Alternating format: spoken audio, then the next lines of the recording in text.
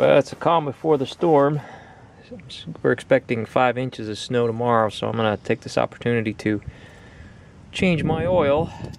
I got to pull these screws here and take this whole panel off, and hopefully the drain plug is under here, so let me do that. Okay, after I took that panel off, here's the oil pan here, and here's the drain plug right there. It's 13 millimeter, so we'll pull that out and let it drain, and I'll show you how to do the oil filter.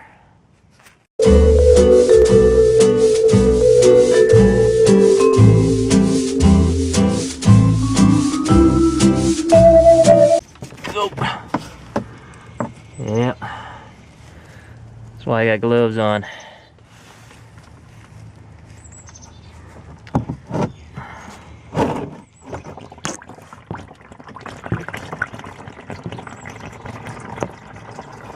I think it just snaps on there. Yeah, it's kind of handy. Oops. It has a torque setting up here of 25 Newton meters. I have to convert that to foot-pounds, but I'm just gonna do the old German torque, good and tight.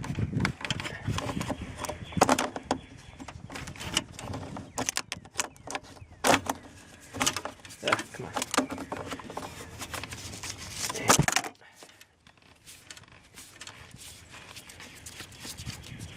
All right, I'm gonna wait till my pan stops dripping. I'll stick this in the pan so it doesn't make a mess all over the place. Well, maybe not.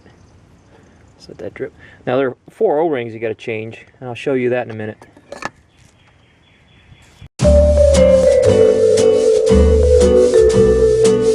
All right, here's a filter.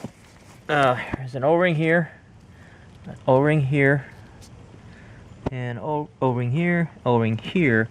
And they also gave me some kind of copper washer. I have to figure out where that goes. This is a genuine Mercedes-Benz part.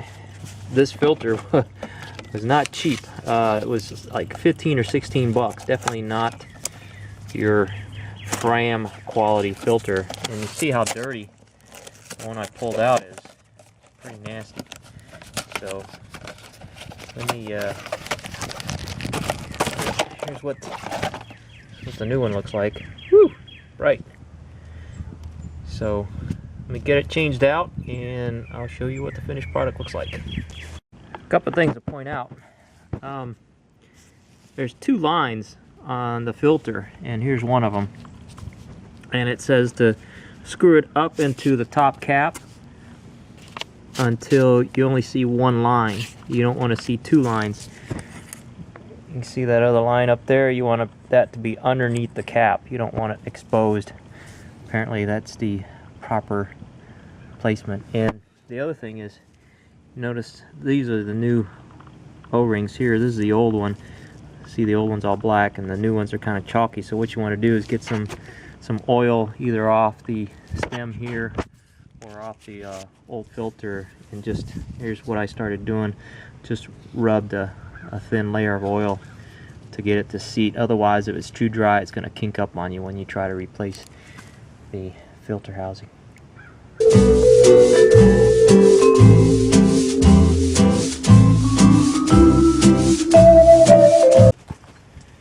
Alright, doesn't look too bad down in there. I'm not going to try to wipe it out or anything. I think if I try to wipe it out, I'll just introduce more lint and dirt than it's worth. So just tighten her down.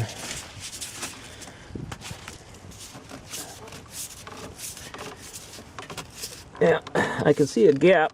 So once the gap tightens, there's a little pointer, I believe, right here. This little, you can see that. There's a little nub there that was pointing right here before I started tightening it down. So I think I'll use a wrench and get that pointed in the right direction. And that should be the proper torque. I don't want to damage the cap here, torquing it too tight. I think that'll do it. Alright, put the plug in and fill her up. Well, I decided to go ahead and use that new copper ring. Works pretty good. It looks like it's seated pretty well, nice and snug. So it's I'm gonna put the oil in and then run it and see if it leaks, if I get any leaks before I put that panel back in. Now they recommend full synthetic 5W30 and Mobil 1. In fact, I think there was a sticker somewhere. Yeah, it is. It says here, Mercedes approves Mobil 1. Even though the filler mouth is nice and large, it's still kind of, there's no clearance to really pour it in. So what I did was I just took a water bottle and cut the bottom off of it. Hopefully I don't spill too much of this stuff, because it ain't cheap. It's like 24 bucks. And oh crap. And what sucks is you can't just buy one jug of it, because I need 8 quarts. So one jug is 5 quarts, so I gotta buy 2 jugs at 24 bucks a pop. So that's, you know, 48 bucks. And I just spilled a bunch, which is why I got this funnel, so I wouldn't spill, but oh well, live and learn. Guess I should have done it off camera. Second pour, I'm not gonna record, so you're kind of on your own.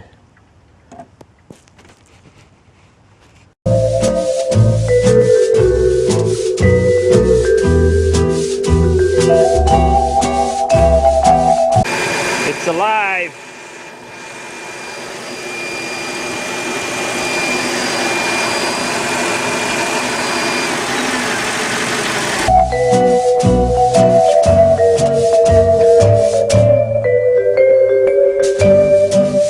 Alright, one last thing before I'm done. I gotta put the key in, and when you have to change the oil, do any kind of servicing, there's a reminder on here. So when it says service has exceeded by 100 miles. Service B. So to reset that, because I just changed the oil, that's part of service B. You put it in location 2, and then these buttons here, which have rubbed off over the years, what you have to do is push it sideways until you get to the trip odometer. I believe that's it, and then you press the top up and down arrows until you get the service. Let's see, service. And then this button over here, there's up and down and R. So you hold that for 2 seconds, 2 to 4 seconds. 1, 2, 3, 4. Okay, so do you want to reset? So you confirm by pressing R, down. Oh, there we go. Service interval has been reset. So you gotta hold it down. So in, is that 10,000 miles? 1, 2, 3, 4. 10,000 miles. I got another service A. And that's it. And I am ready to go. So I hope that helped. Take her easy. Bye.